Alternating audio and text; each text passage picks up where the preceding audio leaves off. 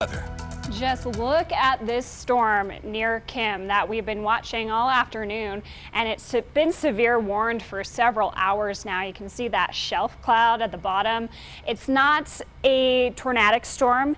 It is a major hailer, and look at the color here of that green hue at the center of the storm. Hail will reflect light a little bit differently, and that's why you can see that green hue when you have that hail in the sky. And so we do have the severe thunderstorm warning. This storm is picking up its pace a little bit, moving towards the southeast about 15 to 20 miles per hour. So now the worst of the storm seems to have now moved on from Highway 160. Kim, you're still just riding this line right along the edge of this storm. So still be very aware that this storm could do some considerable damage, especially to folks who are driving through southern Los Animas County right now.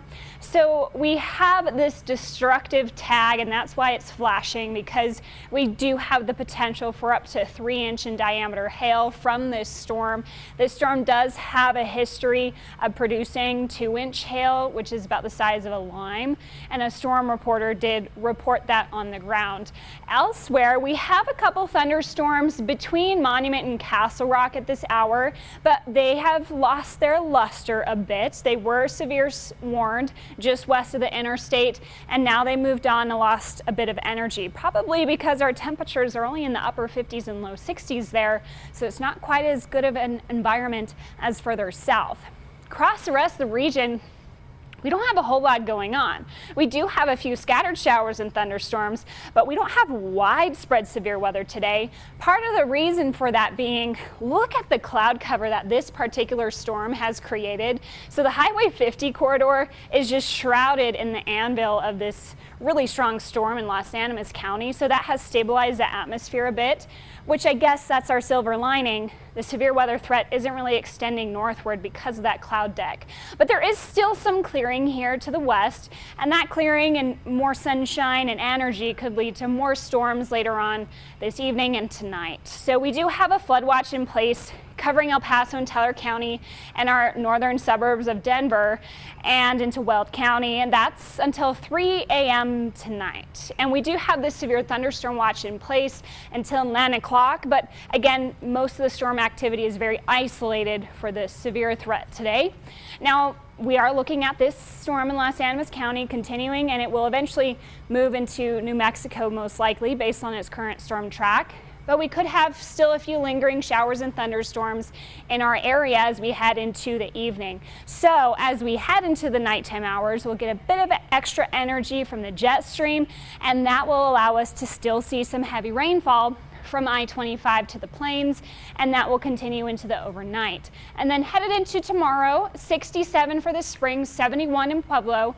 So we're still on the cool side. We'll have a couple more showers and thunderstorms, but we are looking at a lower risk overall of seeing severe weather tomorrow. So waking up with clouds, some areas of rainfall on Monday. It will be a cooler day for sure.